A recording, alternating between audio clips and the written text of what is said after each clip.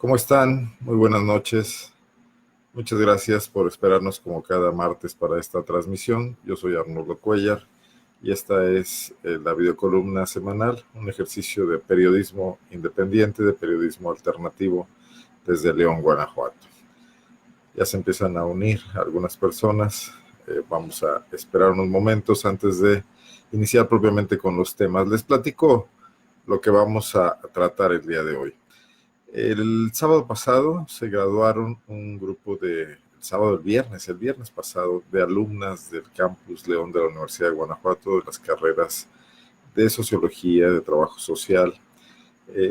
Algunas de ellas son de las que formaron parte de la colectiva Alumnas UG en Sororidad y que tomaron en sus manos esta decisión importante de denunciar el clima de acoso en el que pues se llevaban a cabo las actividades en su unidad educativa aquí en Guanajuato, aquí en León, en San Carlos. Ellas se graduaron y el discurso, en el discurso aludieron al tema una de las oradoras, pero además portaron también cartelones denunciando la situación, muy empoderadas, muy felices de terminar su periodo de estudios, también de haber sobrevivido y de haber dado una lucha que seguramente hará mejor a la propia institución de la que formaron parte. Además, con carreras vinculadas a las ciencias sociales, parece muy importante que hayan decidido actuar de esa manera. Voy a platicar con una de estas chicas. Ella ya es egresada, pero ha participado activamente y está al tanto de todas estas situaciones. Silvia Fabiola Mares, vamos a hacer un enlace con ella en unos minutos más, activa promotora de este grupo de alumnas en sororidad de la Universidad de Guanajuato. Voy a tratar dos temas, además de la entrevista que seguramente nos llevará la mayor parte del tiempo. Vamos a platicar de Zapal. Le estamos presentando un reportaje en estos momentos en PopLab. Subió hace una hora a la página, está fresquecito, está recién horneado. Tiene datos importantes. Hacemos una revisión de cómo el papel de los directivos de Zapal parece estar afectando a la institución, a su capacidad de atender los problemas, a su legitimidad y a su margen de maniobra para poder enfrentar los difíciles retos que tiene una ciudad que o carece de agua o la tiene de sobra, o hay que hacer tandeos y muchas colonias dejarlas sin agua, o se inundan muchas de estas mismas colonias cuando llueve, en lo que se quiere hacernos creer que son lluvias atípicas, pero que cada año se presentan cada vez con mayor normalidad. No sabemos si el clima está cambiando excesivamente, que desde luego está pasando esto, pero tampoco si realmente hay una saturación, una incapacidad, una insuficiencia de la ciudad para atender algo que es perfectamente previsible. Y terminaremos con el análisis de un video que salió a circulación el día de ayer, una filtración, como suelen ocurrir estas cosas, de las cámaras de seguridad del fraccionamiento donde vive y donde fue detenida la exalcaldesa de León, Bárbara Botello Santibáñez. Naturalmente el video se manejó pues con mucho morbo, muchos medios de comunicación lo reproducen como el momento en que detienen a Bárbara Botello, imágenes no vistas. En realidad estamos ante una pésima práctica de nuestras autoridades estatales, de los agentes ministeriales, de servidores públicos que sin ningún protocolo practican lo que parece más un secuestro o un levantón, como se dice en el argot criminal, que una detención civilizada. La justicia no se hace con abusos. Vamos a platicar de eso también. Así que bueno, pues ya con una audiencia respetable, yo los invito, les agradezco mucho que estén aquí con nosotros, que se comuniquen, que desde luego comenten. Estaré con un ojo al gato y otro al garabato viendo sus saludos, como el de Gustavo Adolfo González o el de Lucy Gallegos, Luis García, muchísimas gracias y también saludos de regreso. Francisco Arellano desde San Luis de la Paz, Pati Vázquez Sandoval, muchísimas gracias. Y también pendiente de ello y pendiente de la entrevista que vamos a tener en unos momentos. Déjenme hacer ya esta llamada telefónica. Esperemos que mejore la recepción y el sonido, porque sí hemos tenido problemas en anteriores ocasiones. Estamos marcando ya a Silvia Mares, Silvia Fabiola Mares. Bueno.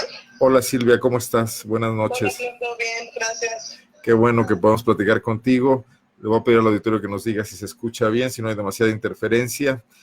Y bueno, pues vamos a revisar contigo esta experiencia que empezó quizás como algo difícil, complicado, doloroso para ustedes, pero que al final resultó en algo formativo y creo que con muy buena retroalimentación para todas las mujeres que participaron en este colectivo de alumnas UG en Sororidad. Silvia, cuéntame tú un poco cómo es tu relación con la Universidad de Guanajuato. ¿Cuándo llegas a estudiar? ¿Qué carrera estudias? ¿De dónde eres tú, Silvia? Bueno, pues yo soy egresada de la licenciatura en Trabajo Social. Pues egresamos en diciembre del 2018. Pues elijo la licenciatura pues meramente por este lado social, ¿no? Claro. De hecho, cuando me hacen la entrevista para iniciar, bueno, como requisito pues para poder entrar a la licenciatura, recuerdo que una profesora me preguntaba que cuál era el motivo, y yo le decía que el motivo era poder brindar apoyo a las mujeres que han sufrido algún tipo de violencia.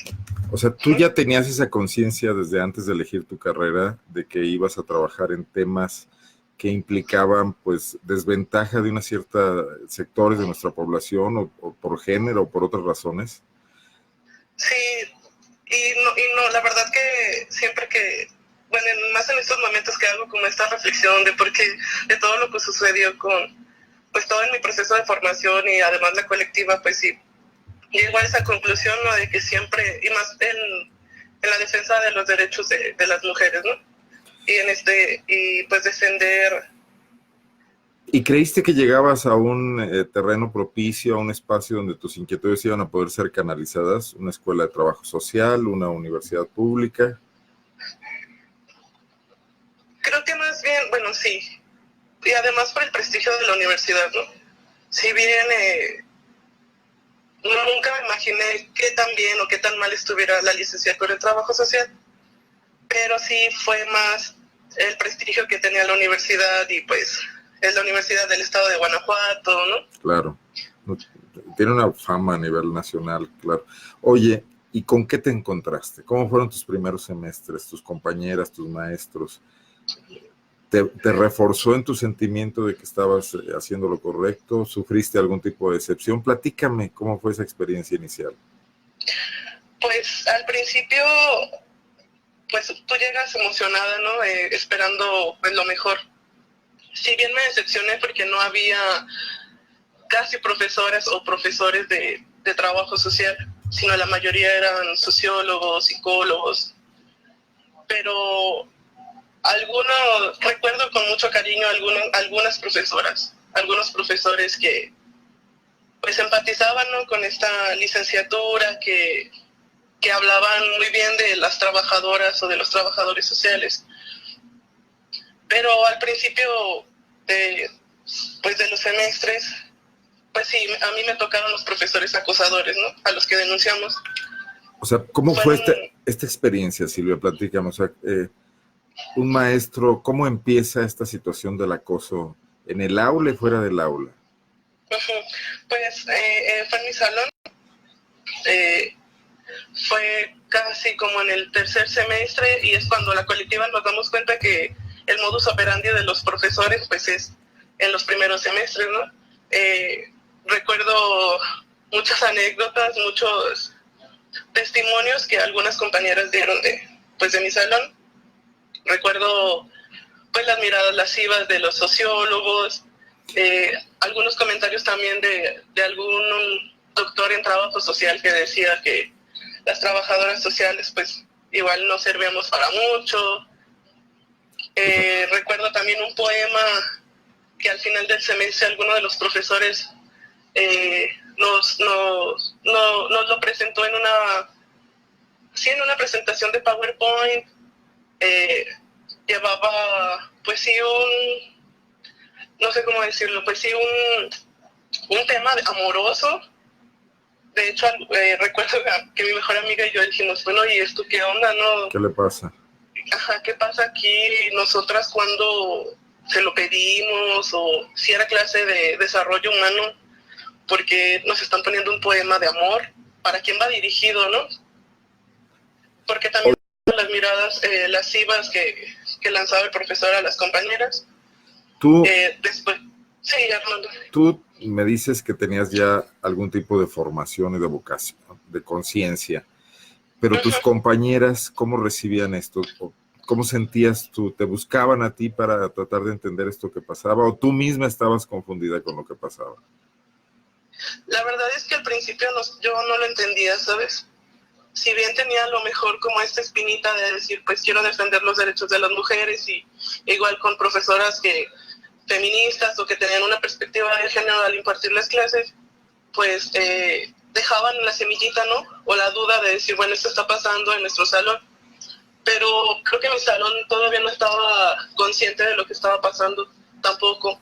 Pero si bien siempre agradezco como a las compañeras y más las amigas que encontré en la universidad, que nosotras sí hacíamos la reflexión de lo que estaba pasando. O sea, hablaban entre ustedes de eso. Sí. El profesor no deja de ser una autoridad. Tú de pronto dices, bueno, a lo mejor me equivoco, a lo mejor estoy, no sé, extrapolando lo que está pasando. ¿Te llegas a sentirte en duda con esta situación?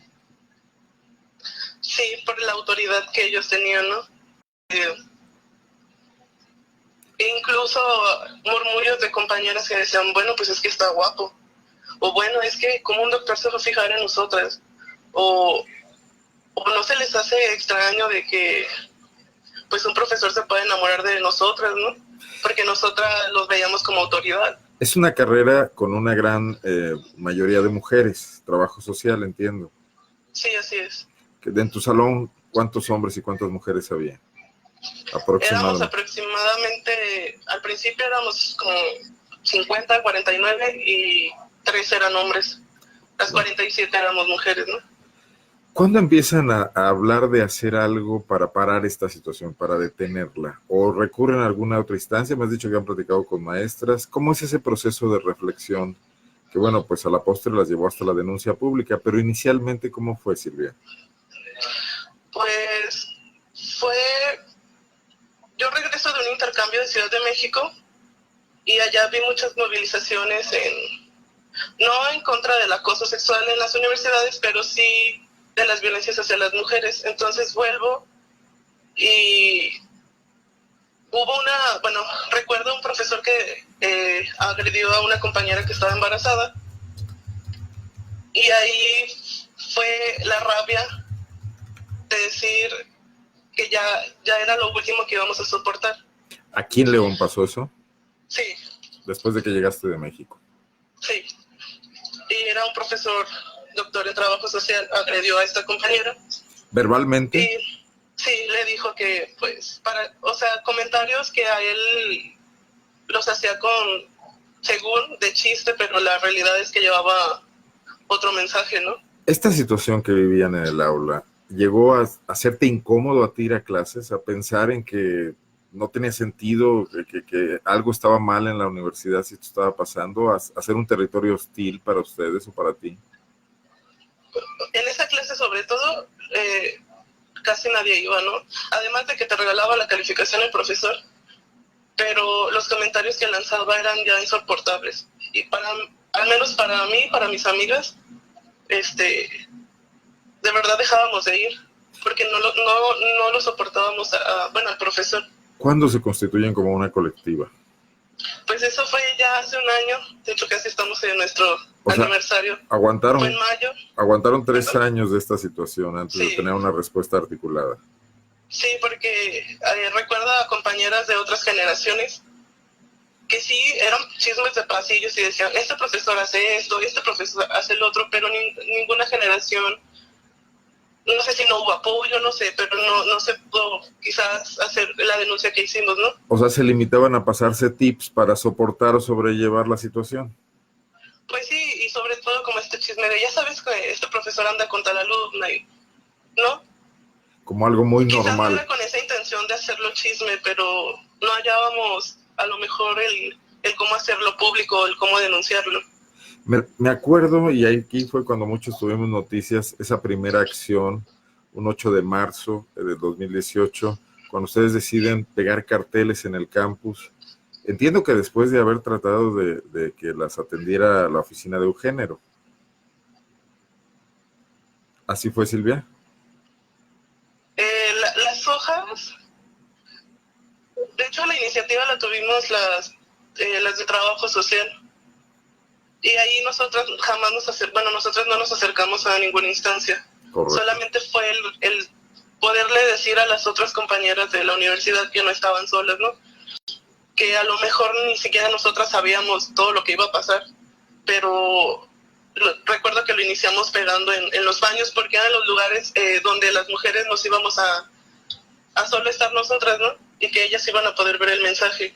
Y solo era como el decirles, no estás sola, sabemos lo que está pasando. Y ahí fue cuando empezaron a escribir compañeras de, por favor, ya denúncienlos, este profesor me acosa, ya no sé qué hacer. Recuerdo a mí me llegaron fotografías de esos letreros, fue un escándalo, digamos, bajo la mesa, porque nadie publicó nada, pero maestros, alumnos hicieron circular estos letreros de alto al acoso, queremos una universidad sin acoso. Sí.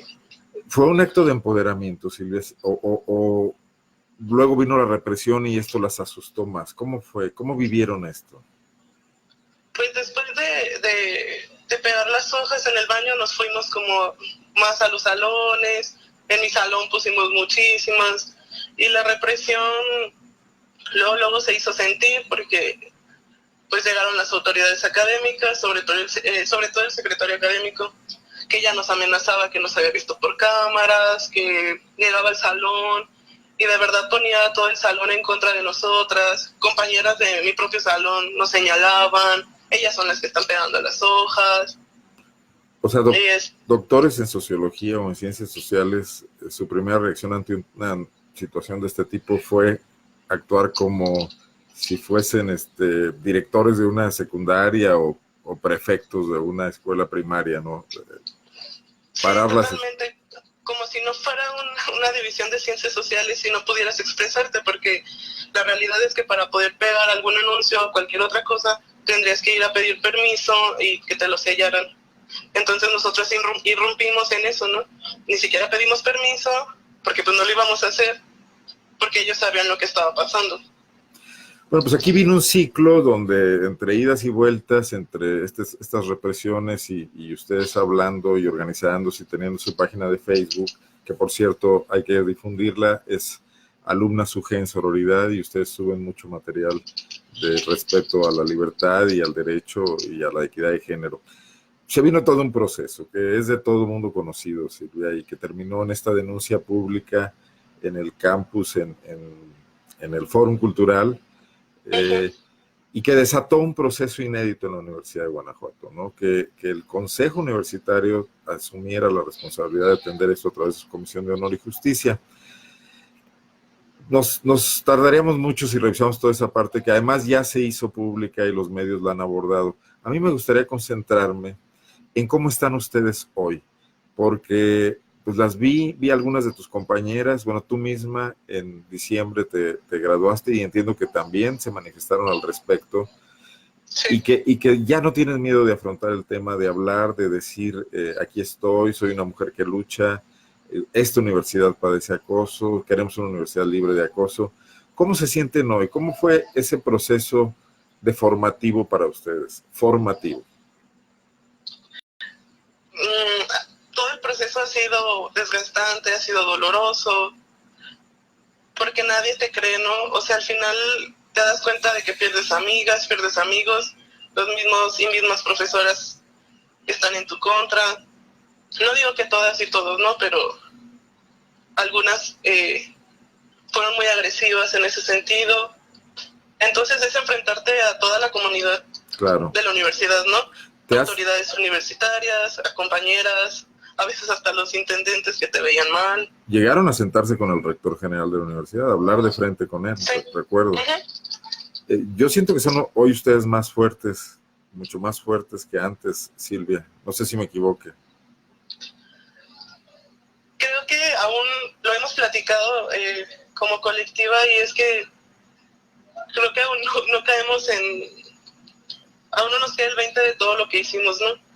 tampoco somos las heroínas, ni siquiera lo buscábamos ser, pero si bien marca algo importante en la universidad, el decir que ya no estamos calladas, el decirles a los profesores acosadores de que si lo vuelven a hacer, los vamos a seguir denunciando, y quizás seamos más fuertes. Tanto creo que este proceso de la colectiva nos ayudó también tanto a las sociólogas, a las trabajadoras sociales, ¿no? Tener otra perspectiva y podernos visibilizar ya fuera de la universidad, ¿no? Ya como profesionistas también. Claro. Yo escuchaba a Tere, una de tus compañeras, en las pláticas, en las entrevistas después de la ceremonia de graduación de la semana pasada, y decía ella, ¿cómo podemos querer cambiar algo allá afuera si no podemos cambiar algo en nuestro entorno inmediato, que es la universidad? Sí. Y si por eso también lo hicimos, ¿no? Me parece que esa es la asignatura más importante que aprobaron en estos 4 años de carrera. Sí, yo les decía a mis compañeras, la universidad es tan solo la burbuja que hay allá afuera, ¿no? De los problemas sociales que hay allá afuera. La universidad también los está representando y los está... Cuando tú piensas que la universidad es un lugar que puede ser seguro, te decepcionas porque te das cuenta que no es cierto, ¿no? Que te tienes que enfrentar a las violencias que hay institucionales y además pues las agresiones que sufrimos como mujeres, y aparte afuera salir y enfrentarte a lo mismo. Entonces era lo que yo les decía a mis compañeros de la colectiva, o sea, no podemos cambiar algo allá afuera si no lo hacemos aquí dentro de la universidad. Pero te das cuenta de que gracias a la lucha de ustedes hoy es un poco más seguro, hoy hay una presión encima de la universidad para atender este problema, y algunos canales se han destapado de lo asolvados que se encontraban. Sí, y a veces a mí me da tristeza porque aún quedan compañeras que no han podido hablar por situaciones distintas, por las compañeras que sufrieron acoso, pero sí, ahora, después de un año, llegan agradecimientos de compañeras de ya me di cuenta, ¿no? De lo que estaba pasando, incluso hasta disculpas de por qué no nos creían en su momento. Pero y eso... Sí, dime. No, dime, adelante, bueno, termina tu idea. Sí, y eso al final, para mí valió la pena todo lo que hicimos con esto de la colectiva, ¿no? Bueno, ya hay otras chicas denunciando, que yo creo que se ven mucho en el ejemplo de ustedes. Hoy, en entrevista, el rector general de la universidad, el doctor Luis Felipe Guerrero Agripino, reconocía que uno de sus pendientes para su inminente reelección, para hacer un plan de trabajo por los 4 años que vienen, es atender los temas de equidad de género. Eso hace 4 años no estaba en el radar, no estaba ni siquiera en la mesa, Silvia, y creo que ustedes forman parte de la visibilización de este problema de forma muy importante. Sí, y creo que deja el precedente, ¿no?, de decirles que está pasando, que ellos ya sabían que estaba pasando, pero que es un problema que tienen que atender, porque ellos son quienes contratan a los profesores. Ellos son quienes tienen las convocatorias abiertas para que profesores lleguen a impartirnos clases, y me parece un poco injusto que entonces nosotras, antes de escoger una universidad, tengamos que pensar si nos van a acosar ahí adentro, e incluso hasta como pasó con la chica del IPN, ¿no?, allá en Ciudad de México, que nos pueda llegar a matar. Oye, Silvia, también otra cosa, ¿cómo es salir de la universidad después de haber pasado todo esto? ¿Cómo estás tú en estos 6 meses? ¿Estás trabajando ya? ¿Es fácil el mercado laboral para un estudiante de ciencias sociales? Platícame también un poco de eso. Ha sido difícil porque además, pues las de trabajo, bueno, la mayoría de mis compañeros, bueno, de hecho todos casi, y todas, se titularon por promedio, y solo otra compañera y yo estamos por tesis. Entonces ha sido difícil porque siento que la colectiva me absorbió demasiado tiempo. No he podido avanzar con la tesis, apenas sí lo estoy retomando otra vez. Entonces, ¿por qué no retomar esta experiencia también para tu tesis? ¿Se valdría? ¿Sería bueno? ¿O te quieres distanciar ya de la situación? Pues porque yo ya había metido mi protocolo, yo estoy con temas de feminicidio, igual no dejo como esta línea de violencia hacia nosotras, las mujeres, pero si alguna de las chavas de la colectiva va a tomar ese tema como posible tema, sí, de tesis, pero sí ya decidimos como, creemos que es tiempo como de mirar hacia otro lado, nunca olvidar como esta parte, pero pues sí darnos como un respiro, ¿no? De todo lo que ha pasado. Muy bien, ¿qué sentiste cuando viste, tú no estuviste en el evento, pero viste los videos de tus compañeras ahí en el auditorio de la Universidad de Guanajuato, en el edificio central, este viernes, Silvia? La verdad es que ya nos habían contado un poco lo que iban a hacer y yo sabía que ellas no iban a dejar pasar esto, ¿no? Yo siento mucho orgullo al verlas. Sí, antes las sociólogas, bueno, al menos a mí no me tocó, las sociólogas y las trabajadoras sociales no convivíamos. Entonces verlas egresadas también es como un triunfo para todas, ¿no?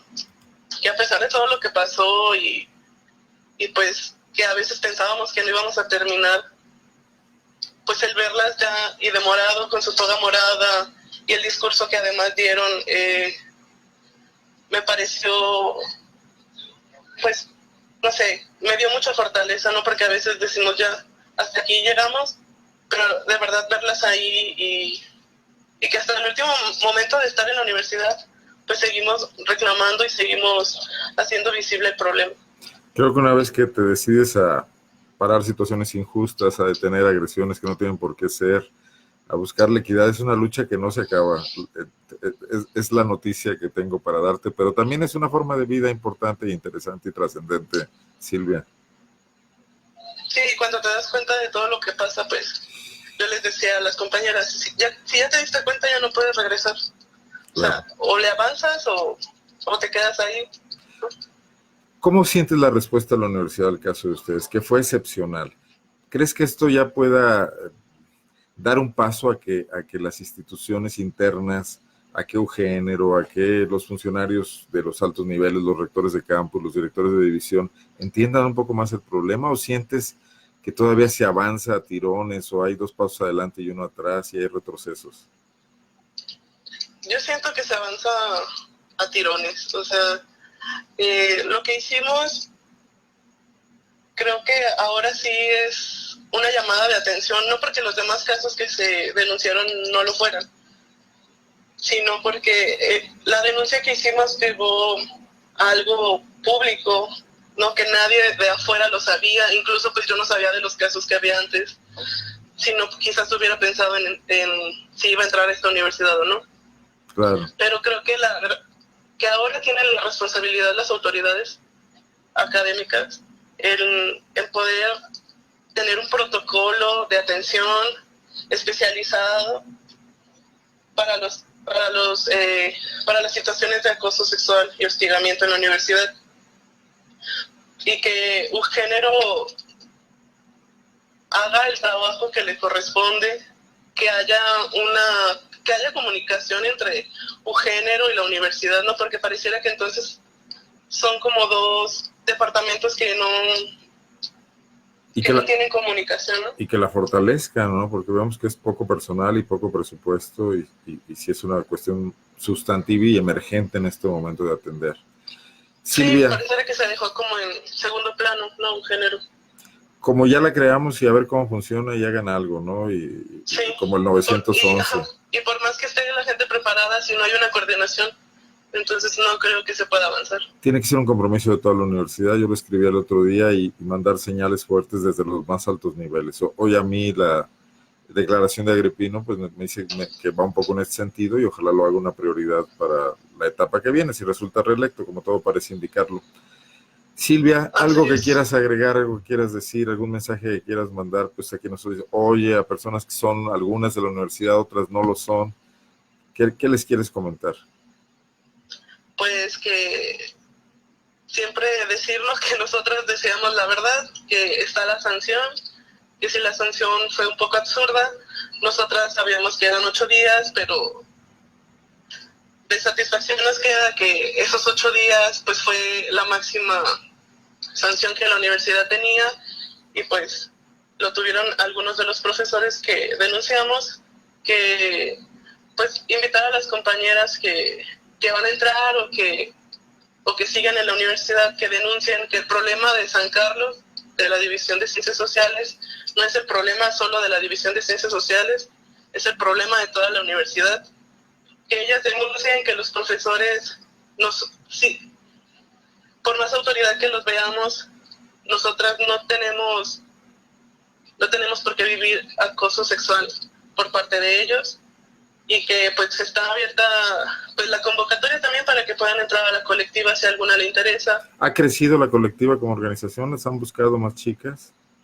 Sí, han estado compañeras, hay de ciencias políticas, hay otra de trabajo social, entonces esperamos, por ahí hay unas chicas de Irapuato que les interesa, ¿no? Que vienen a esta sede, bueno, a la División de Ciencias Sociales, y pues esperamos que pues ellas se queden con esto, ¿no? Que siga siendo un proyecto en el cual pues siga acompañando a las compañeras que pasen por alguna situación de acoso, y hacernos presentes a través de ellas, y pues decirle a la universidad que no estamos dejando el problema atrás.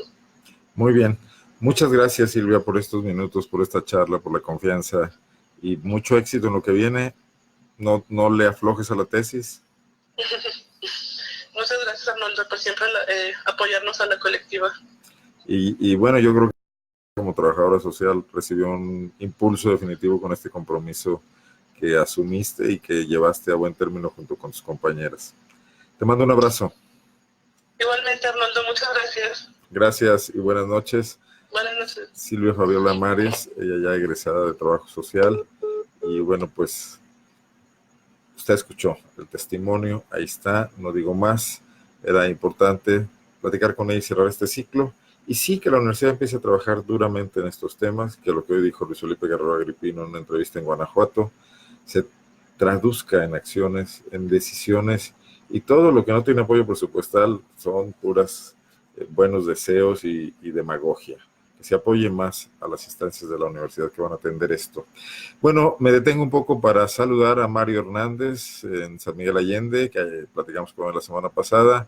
Adrián Guerrero desde Celaya, mucho gusto. Adrián Guerrero Caracheo. Rafael González pregunta, Romero Hicks, ¿qué dice? Me imagino que te refieres a Juan Carlos Romero Hicks, quien yo digo que es el gran gurú, cacique, dueño casi de la Universidad de Guanajuato hasta la fecha. Todavía no llega a los niveles de otros dueños de universidades como los Padilla en Guadalajara o Sosa en Hidalgo, que le llaman la Cosa Nostra, pero es un hombre influyente hace 20 años en la universidad, y mucho tiene que ver en lo que pasa ahí, en los funcionarios que están en los altos niveles, en los rectores que hacen pactos con él para poder llegar. Doña Eva Guillermina Sabiñón, saludos, gracias, hace mucho que no tenía noticias de usted, un abrazo. José Luis Vargas de San Miguel Allende, también mucha audiencia en San Miguel Allende, abogado, dice, afortunadamente ya hay denuncia formal, gracias por estar aquí. Arturo Barrera, saludos Arnoldo, muy buen programa, gracias. Y Trinidad García Venegas desde Celaya también. Bueno, otros se me quedaron ya atrás, ya no voy a regresarme. Quiero platicar del tema de Zapal, está el reportaje en la página, ojalá le puedan echar una ojeada en poplab.mx. Dice nuestro título, Zapal enfrenta panorama crítico mientras sus directivos pierden legitimidad por los conflictos de interés. Reviso los dos últimos casos, los dos últimos presidentes de Zapal.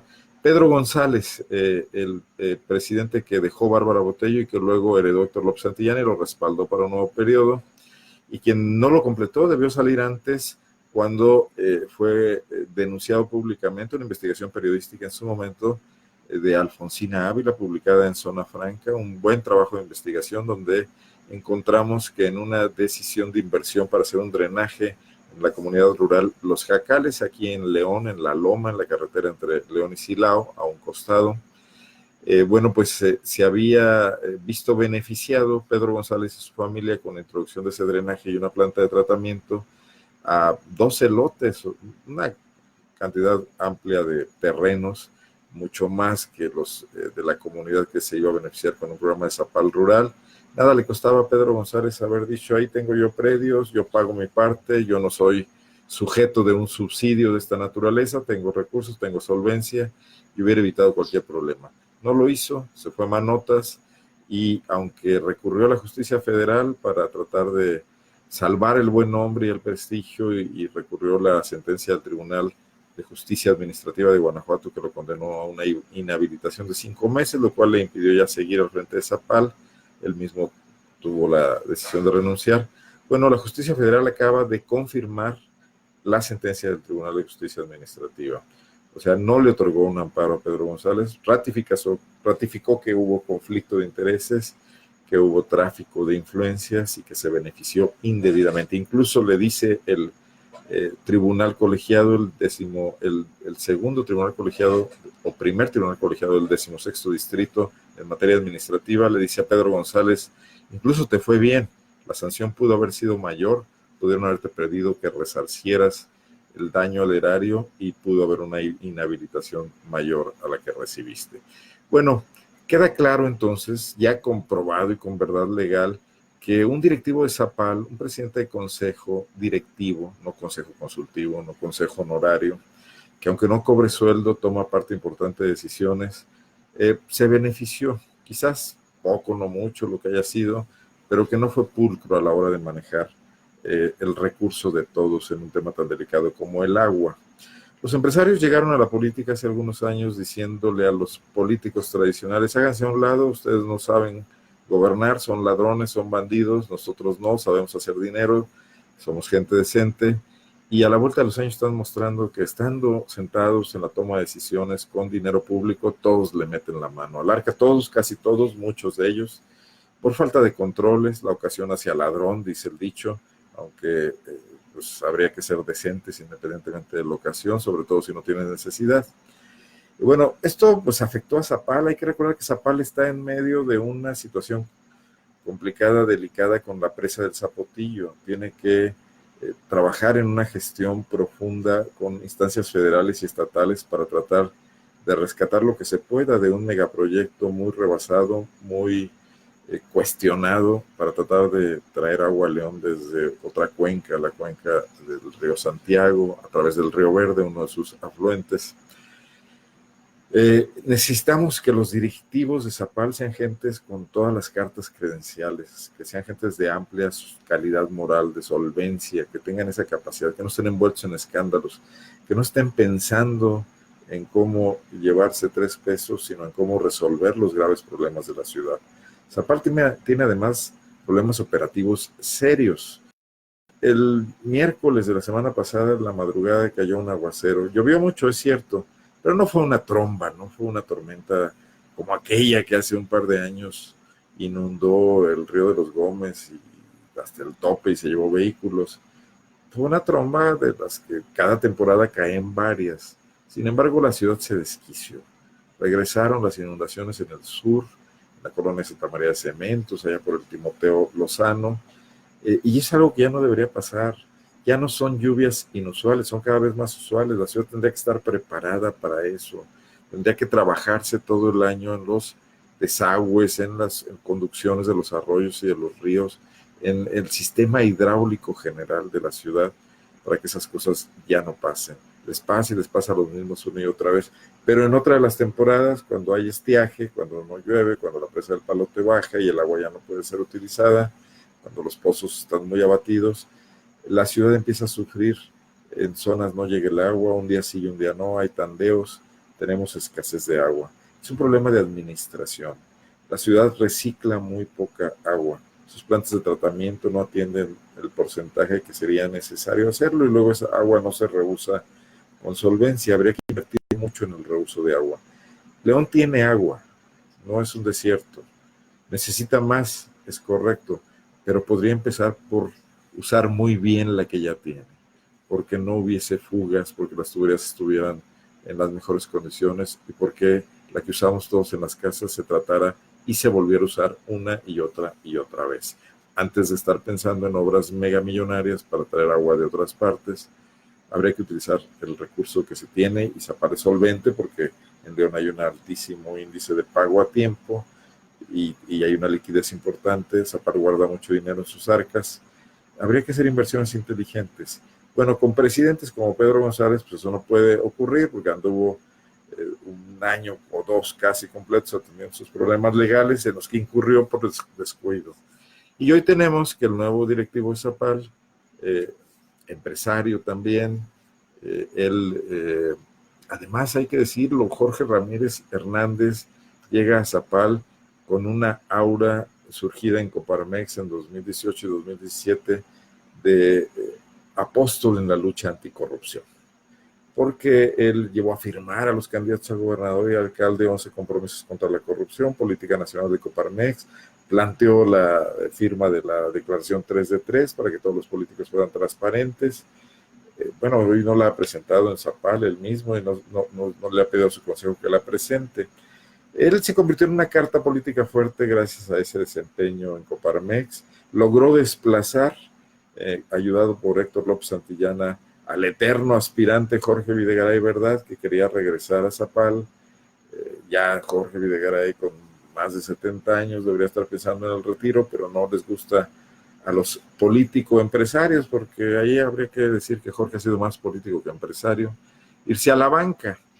Entonces, López Santillana no quería a Jorge Videgaray, se le hacía una sombra pesada, un lastre, y logró impulsar a Jorge Ramírez. Pero Jorge llega y en 2 meses se mete en un lío, como ya lo han publicado otros medios de comunicación, nosotros retomamos también esto el día de hoy. Le permite que se le asigne una obra a su cuñado, al hermano de su esposa, constructor Enrique Aranda Anaya, de larga tradición, de familia constructora, una constructora solvente, aunque no sin pecados, como le pasó cuando remodeló el Domingo Santana al principio de que llegó el béisbol a León, y que ahí hubo que devolver dinero y hubo obras mal hechas, unas se cayeron, un accidente que le costó la vida a un joven en un choque eléctrico, hubo problemas, le pidieron de que devolviera $1,000,000. Pero bueno, es un constructor que hace las cosas, digamos, bien, en el estándar, y se aparece por Zapala, donde nunca había ido a concursar, de acuerdo a lo que nos dijeron en una consulta por acceso a la información pública, cuando llega su cuñado. Pues qué mal timing, qué inoportuno, qué necesidad. Una obra de 47 millones de pesos. Ni más rico ni más pobre el dueño de la empresa constructora y servicios. Es el nombre, COSEBAS, es la forma como se abrevia. Y para no ir a mentir, Construcción y Servicios del Bajío es el nombre de la empresa de Enrique Aranda. Bueno, Jorge Ramírez cree que con excusarse es suficiente. Dice, ahí está la obra de mi cuñado, ahí está la constructora de mi cuñado, yo no quiero participar. No tenía ni siquiera derecho a votar, pero decide excusarse, hacer público su abstención. Pero esto no lo salva de lo que él mismo ha combatido desde la trinchera de la representación social y empresarial. No hagas cosas buenas que parezcan malas. La mujer del César debe ser honesta y parecerlo. Si estás ahí en una oportunidad histórica de generar un bien a tu ciudad, de tener una representación digna, de hacer las cosas bien con ese espíritu de servicio que todo el mundo dice tener, pues dile a tu cuñado que se espere tantito, que vaya a otro lado, que hay obras en otras partes, hay obras en el gobierno del estado, en el municipio, en obra pública. ¿Qué necesidad, no? Yo creo que estos conflictos de interés, más grave el de Pedro González, más sutil el de Jorge Ramírez, no ayudan nada a que le creamos a estos empresarios que están ahí, sobre todo para hacer el bien de la ciudad, y a que se concentren en la toma de decisiones que deben hacer para resolver los graves problemas que afronta Zapal. Cuando llueve mal o cuando no llueve peor, hay un problema de gestión del agua y de atención al crecimiento de la ciudad. Bueno, de eso trata este reportaje, ya se los platiqué, pero pueden también echarle una ojeada. Hay datos duros y hay algunos documentos ahí que se pueden consultar. Déjenme decirles para terminar que ayer empezó a circular una filtración a un medio en Celaya, un medio serio, Ágora Informativa de Celaya, de la periodista Gabriela Montejano, por cierto en Celaya y no en León. Allá se saca este video donde se aprecia el momento en que la exalcaldesa de León, exdiputada federal Bárbara Botello Santibáñez, es detenida por 3 o 4 agentes ministeriales, suponemos. Son los videos del fraccionamiento donde vive Bárbara Botello, el club de golf La Hacienda. Bueno, la forma en la que es detenida es francamente estremecedora, aterradora, diría yo, deplorable, si en verdad que queremos ser una sociedad democrática, moderna, segura, con una policía confiable. Parece un levantón, un secuestro. Llegan y la levantan en vilo, un tipo que nunca se identifica, que llega por detrás a sorprenderla, que no le muestra una placa, que no le muestra una orden de aprehensión. Bueno, ya Ya no digamos que le lea sus derechos, como hemos visto todos en las películas esas del FBI que le gustan tanto a Carlos Amarripa y que luego quiere vendernos como el modus operandi de su Fiscalía General. La levantan, la suben a un vehículo, ninguno está identificado, no hay una patrulla, camioneta pick-up sin ningún tipo de letrero. Le dan un empujón a una persona que hay quienes dicen que es el hermano de Bárbara Botello, lo tiran al piso con un exceso, que él iba a informarse qué estaba pasando con su hermana. Yo creo que independientemente de lo que Bárbara Botello está acusada, y si esto se prueba o no ante un juez, la justicia no se puede hacer así, como si fueran los policías judiciales de Nazar Haro, o de Cuello Trejo, ahora tan de moda otra vez, o de, no sé, tantos personajes siniestros de la política y de la historia policíaca mexicana. Aquí también hubo personajes así.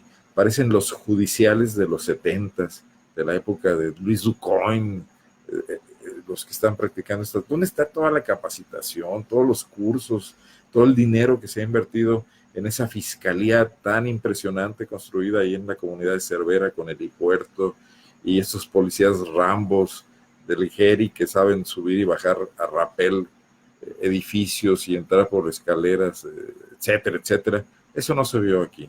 O querían en realidad intimidar a Botello, cosa que tampoco creo que sea necesario. Va a enfrentar un proceso judicial, hay acusaciones, hay una carpeta de investigación, hay un soporte, no hay necesidad de aterrorizar a nadie, a ningún criminal. Bueno, eso me parece que sí es algo que debe señalarse.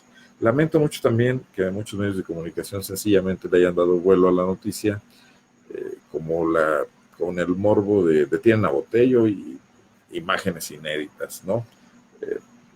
Cada quien hace lo que quiere con esos materiales, pero creo que el fondo central es cómo trabaja esa policía, que queremos que nos cuide a todos y que en la medida en que haga las cosas bien nos hará sentir más seguros y justificará los 18 años o 19 que se va a echar en ese puesto Carlos Amarripa Aguirre, un personaje que no termina de darle confianza al pueblo de Guanajuato, aunque se la dé a los gobernantes panistas que tenemos. Bueno, dicho eso, me dice Martín Macías, hay que investigar la relación de Odebrecht ambiental con Semapaz. Semapaz es agua potable de Salamanca, si no me equivoco. Sí, y cómo se echó abajo el convenio para tratar el agua con Pemex. Martín Macías me pregunta, ¿no se vicia el proceso con esta arbitraria detención? No lo sé. Aquí está en el chat el licenciado Miguel Héctor Ponce Ramírez, quien es un destacado litigante y que muy probablemente nos pueda decir más, o el abogado Alfonso Enrique Saldívar, pero yo definitivamente no sé si se vicia o no el debido proceso. Sí creo que es un abuso y creo que incluso la Procuraduría de los Derechos Humanos, ¿cuál me van a preguntar si no tenemos? Pues sí, ese remedio que tenemos de Procuraduría, que es una oficina más chiquitita del Ejecutivo, aunque con un edificio enorme y unos grandes sueldos y mucho personal, debería organizar una investigación de oficio, abrir ahí una línea. Bueno, señores, tenemos 50 minutos platicando, creo que es suficiente por hoy. Les agradezco mucho que se hayan unido y bueno, saludos. Estamos transmitiendo por Facebook de Arnoldo Cuellar, el mío personal, y por el de Pop Lab también. Mañana este podcast lo pondré en mi página de arnoldocuellar.com y los invito a que lean los reportajes que estamos presentando, información de calidad, información trabajada a fondo, información sin saturación en el Laboratorio de Periodismo y Opinión Pública, poplab.mx. Buenas noches, saludos Guanajuato y gracias. Nos vemos la próxima semana.